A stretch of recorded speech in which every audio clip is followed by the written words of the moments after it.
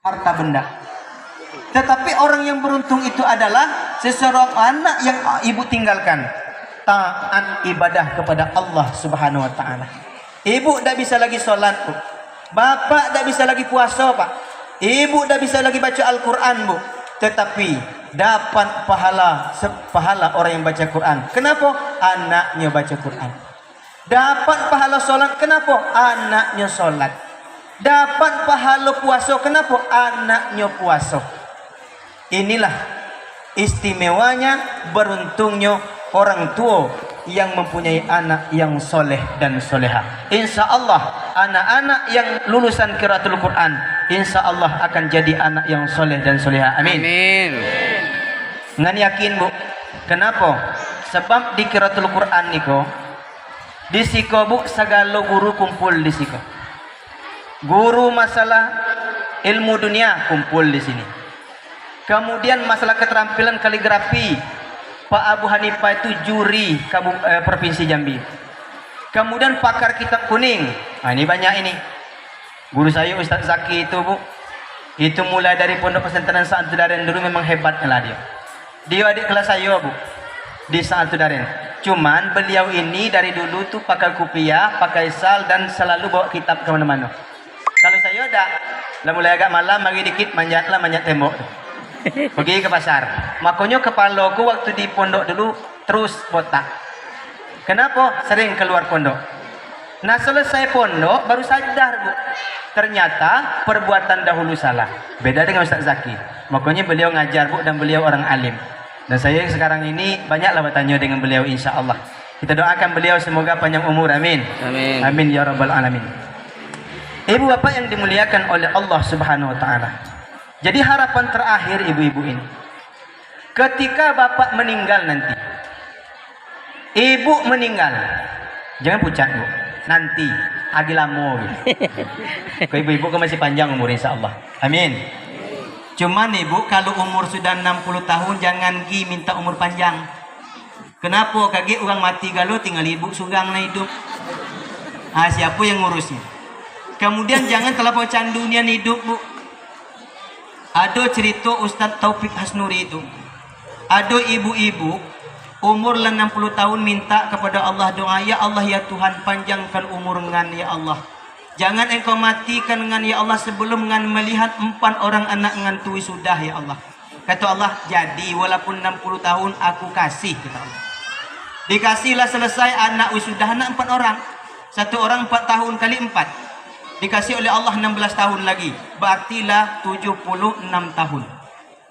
Kemudian doa lagi kepada Allah, ya Allah ya Tuhan janganlah engkau matikan ngan ya Allah sebelum ngan mencelik anak ngan ko pengantin keempat ya Allah. Enak kalau anaknya cepat laku. Kalau tidak ada laku-laku kacau dia. Jadi kata Allah ngan bagi, kata Allah. Lah dibagi pula selesai anak pengantin. Berangkatlah umroh Ayub ko tadi. Dadu Ayub gi Bu lanek no nian. Jadi sampai di Mekah berdoa di hadapan Ka'bah nek no yang umur 70 tahun lebih. Ya Allah ya Tuhan jangan engkau matikan hamba ya Allah sebelum ngan mencelik anak cucu ngan ko sampai pulau kemari ke Mekah tu. Apa kata mereka maut? Oi nek no kau ko nak mati budak. Candu nian hidup. Kita ini kalau sudah umur 60 tahun, Bu, minta kepada Allah, ya Allah jadikanlah sisa usiaku ini sebagai sarana untuk istighfar dan melaksanakan amal ibadah. Kalau aku mati hari ini ya Allah, sebagai pemutus daripada segala maksiat dan dosa. Itu minta kita kepada Allah Subhanahu wa taala. Nanti kalau ibu meninggal, bapak meninggal, tampil anak bapak tadi, tampil anak ibu tadi, dimandikan ya Bu.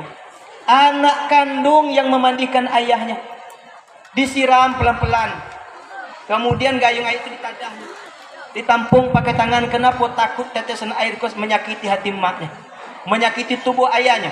Disiram, disabunnya Bu, lembut-lembut digosoknya. Kenapa? Yang dimandikan ayah kandung, yang dimandikan ibu kandung. Kenapa digosok? Ini Bu keuntungan ibu dan bapak nanti.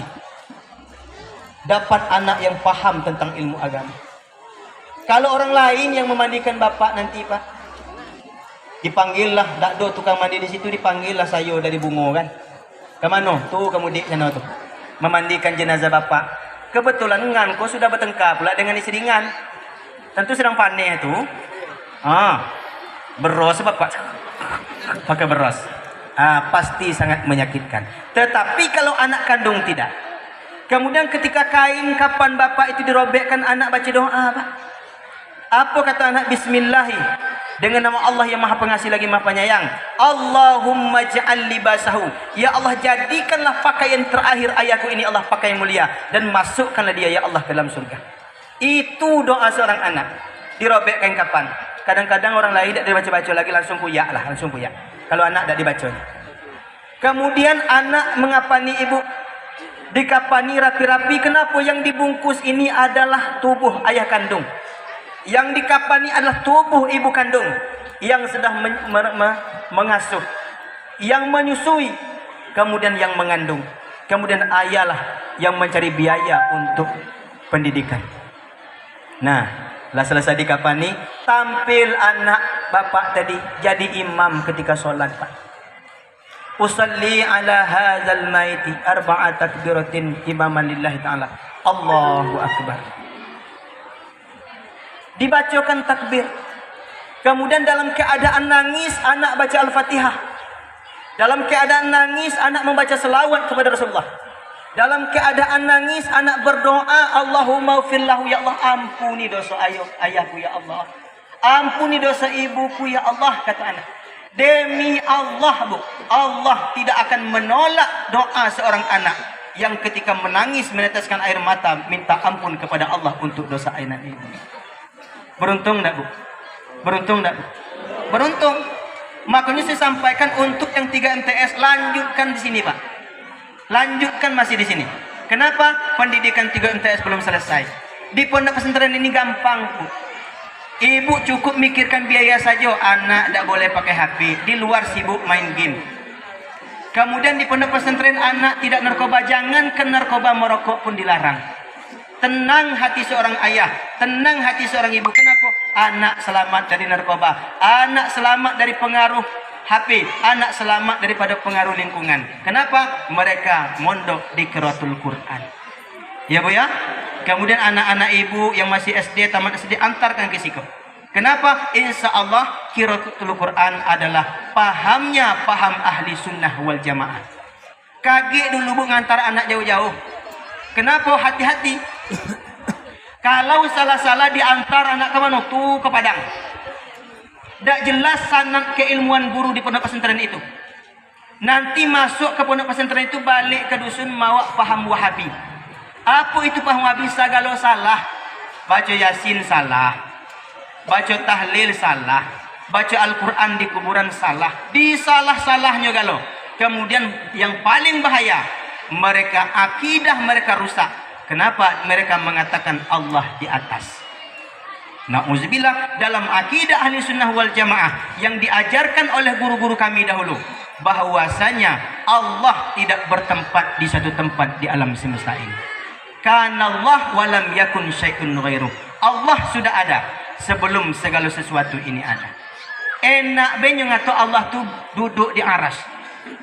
Ngantanyo lah, Bu. Ustaz ngato Allah tu duduk di aras. Iyo. Summas tawa alal arsy. Itu bahasa Arabnya, Ustaz, Al-Quran itu. Nah, pertanyaan ngan, Ustaz, kalau Allah itu duduk di aras, sebelum aras itu ada, di mana duduk Allah?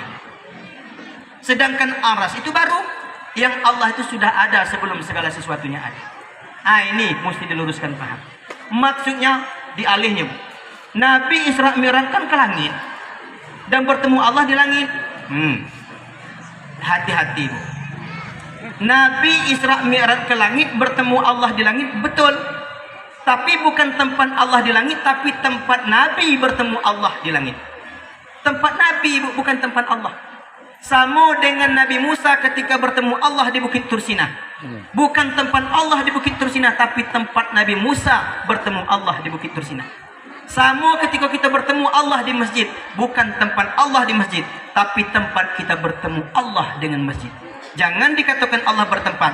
Siapa yang mengatakan Allah bertempat di suatu tempat di alam semesta ini, maka dia keluar daripada akidah ahli sunnah wal jamaah. Kalau keluar daripada akidah ahli sunnah wal jamaah, Bu, maka otomatis dia keluar dari satu golongan yang selamat.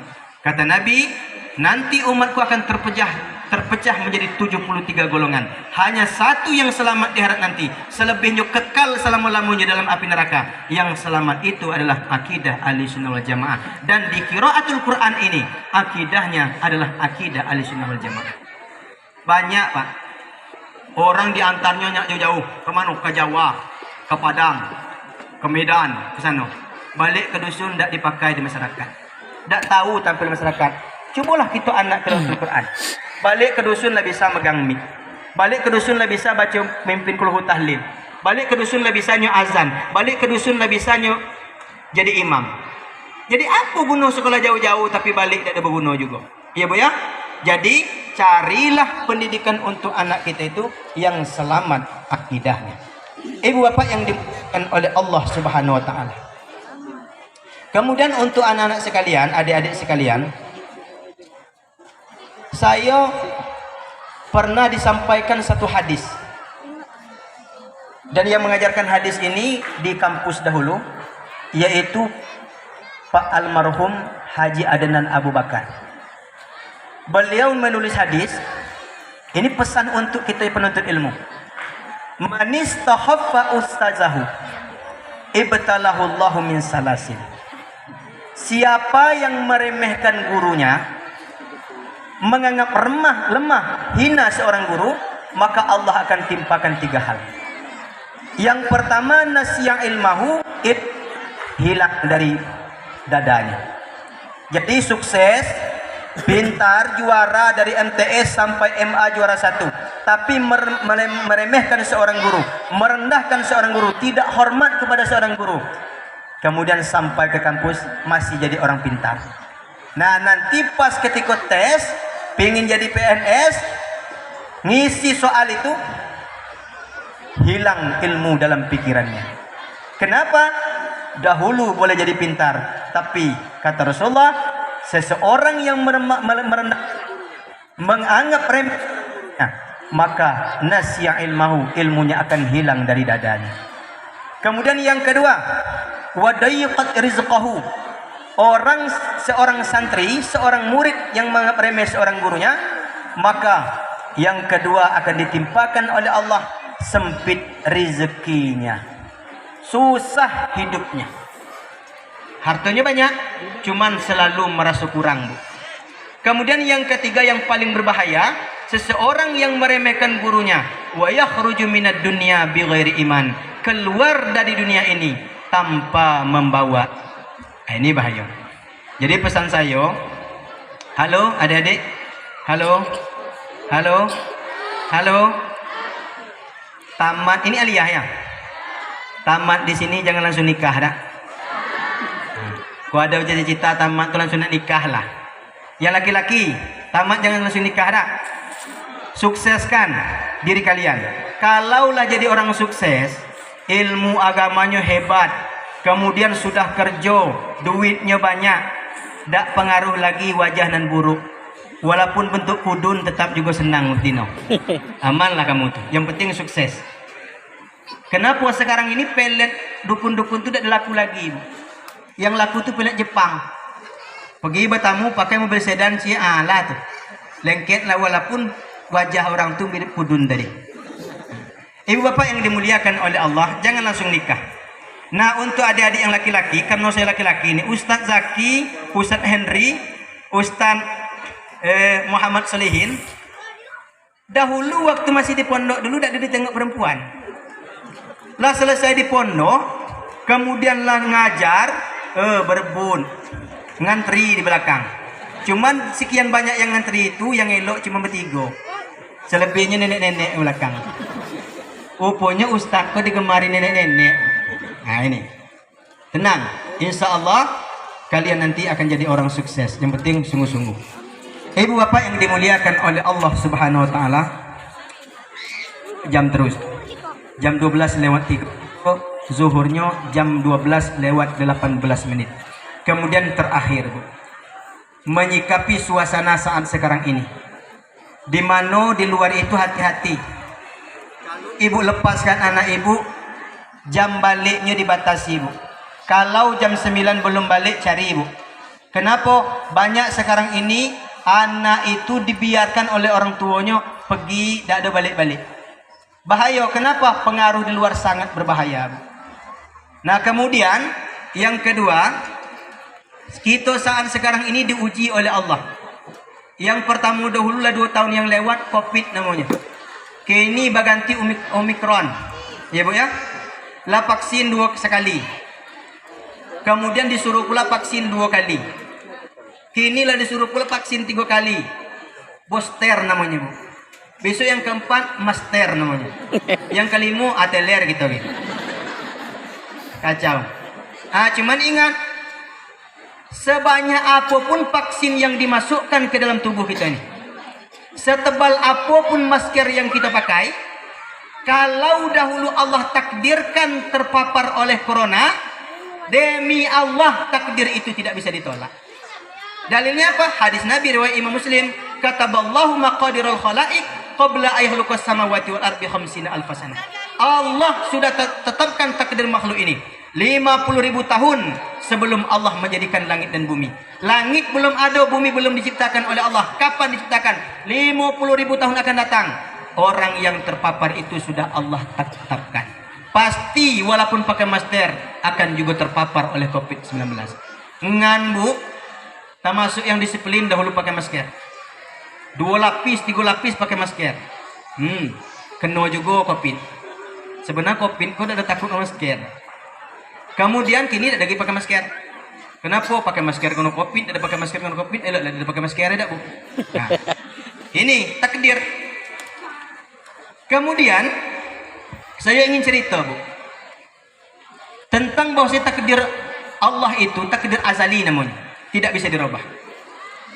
Nabi Muhammad itu sedang main dengan 2 orang cucunya, Hasan Husain.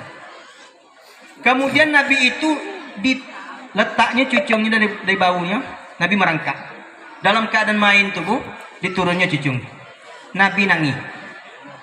Ditanya oleh sahabat beliau Muawiyah ini laki-laki, limaza tabki ya Rasulullah, kenapa engkau nangis ya Rasulullah? Kata Rasulullah, aku melihat takdir yang akan menimpa 2 orang cucuku. Yang tua nama Hasan mati nanti diracun orang. Yang Husain matinya dibunuh orang, berpisah antara kepala dengan badannya. Terkejut Muawiyah, wahai Rasulullah, tunjukkan kepada saya siapa orang yang akan membunuh cucu engkau, biar aku bunuh sekarang. Tak usah wahai Muawiyah, ini sudah ketetapan Allah. Pokoknya tunjukkan wahai Rasulullah. Apalah kata Nabi, karena Muawiyah mendesak juga, wahai Muawiyah, yang akan membunuh cucuku nanti anak engkau sendiri. Baru terduduk Muawiyah. Waktu itu Muawiyah masih bujangan, belum nikah. Kemudian bercita-cita Muawiyah supaya merubah takdir Allah ini. Pokoknya aku berniat tidak akan nikah sampai mati. Pertanyaannya, kira-kira ada tak Muawiyah itu di situ yang tak nak nikah-nikah itu sampai mati? Jangan. Singkat cerita, Bu, wafat Nabi Muhammad, berganti khalifah dengan Abu Bakar. Muawiyah belum nikah. Wafat Abu Bakar, berganti khalifah dengan Umar bin Khattab. Muawiyah belum nikah. Wafat Umar bin Khattab, berganti khalifah dengan Utsman bin Affan. Muawiyah belum juga nikah. Wafat Utsman bin Affan, berganti khalifah dengan Ali bin Abi Thalib. Waktu Sayyidina Ali menjadi khalifah, diangkatlah Muawiyah itu menjadi gubernur di Syam. Di situ mulai. Apalah kata masyarakat, wahai Muawiyah, gubernur harus punya bini. Kalau dia tidak punya bini, berhenti jadi gubernur. Angan yakin Prabowo tidak bisa jadi presiden, kau penyebab salah satunya. Ngan kau penggemar Prabowo dulu kau. Kau periode yang milihnya, ajak keluarga milih, tapi tidak juga terpilih. Kenapa Bapak Jokowi, dia kampanye istrinya berdoa, Bu, kepada Allah supaya suami terpilih. Prabowo kampanyenya kemarinnya sugang lah, tidak ada bini dengan doa. Maka saya sampaikan kepada bapak-bapak yang hadir gini kok. Dahulu bapak tidak punya rumah, kinilah punya rumah. Dahulu bapak tidak punya mobil, kinilah punya mobil. Dahulu bapak belum punya kebun, kini dah punya kebun. Jangan wahai bapak-bapak merasa hebat. Itu bukan kehebatan bapak, bukan kehebatan suami, itu karena kehebatan dan doa seorang istri. Betul, Bu? Dengar kamu tuh, Pak.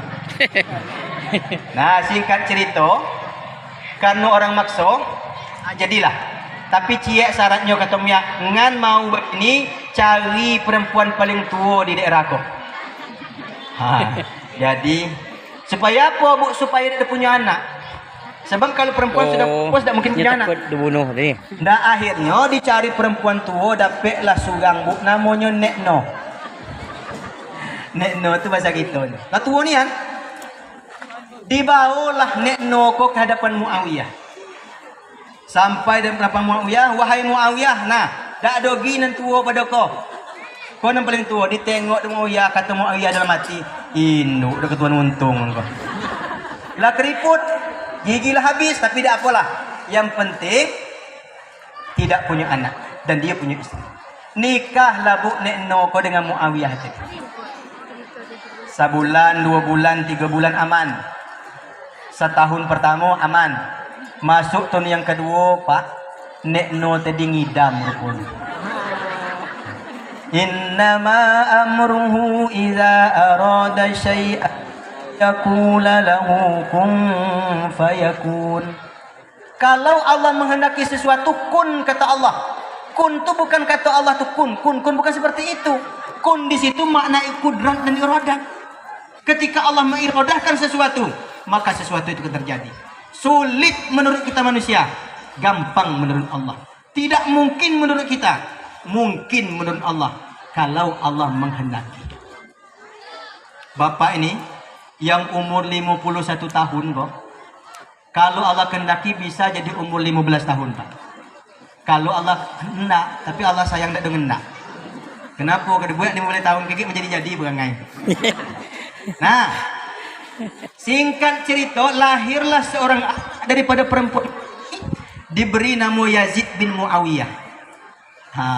Mulai terjadilah gejolak antara Sayyidina Ali. Kata Muawiyah, engkau wahai Ali belum sah jadi khalifah. Cari dulu siapa pembunuh Utsman, baru kita tentukan setelah itu siapa yang menjadi khalifah.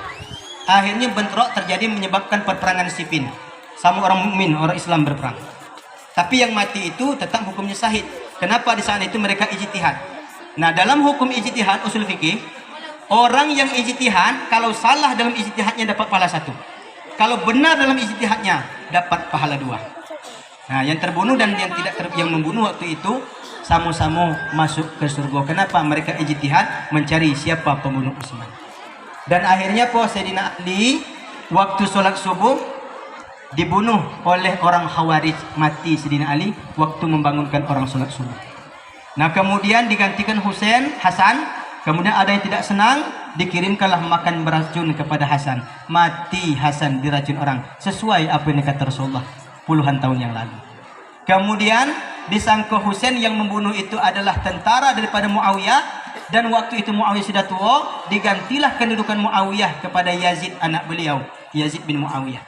Maka Hasan menuntut balas yang menyebabkan terjadi perperangan di padang Karbala. Pesan Muawiyah kepada anak beliau Yazid, wahai anakku Yazid, nanti kalau bertempur dengan cucu Nabi, yaitu Sayyidina Husain, jangan dibunuh, bawa dia hidup-hidup ke sini. Kenapa? Dia adalah cucu kesayangan Rasulullah dan wajahnya paling mirip dengan wajah Rasulullah SAW.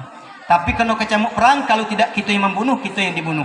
Akhirnya pun terbunuhlah Sayyidina Husain di padang Karbala, berpisah antara kepala dengan badannya. Benar apa yang disampaikan Rasulullah, cucu beliau terbunuh di bawah komando daripada pasukan Yazid bin Muawiyah. Berusaha merubah takdir Allah, tapi takdir Allah tidak bisa dirubah. Yang tidak bisa dirubah itu takdir azali.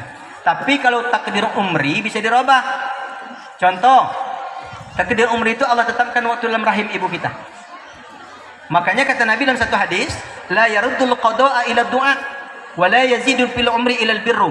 Tidak ada yang mampu merubah takdir kecuali doa kepada Allah. Dan tidak ada yang bisa menyebabkan umur panjang illal birru, melainkan kebaikan. Hadis. Nah, jadi maksud hadis ini, takdir yang bisa dirubah dengan doa itu adalah takdir umri yang Allah tetapkan di waktu kita masih dalam rahim ibu kita. Demikian saja, kurang lebih saya mohon maaf. Wabillahi taufiq wal hidayah. Wassalamualaikum warahmatullahi wabarakatuh.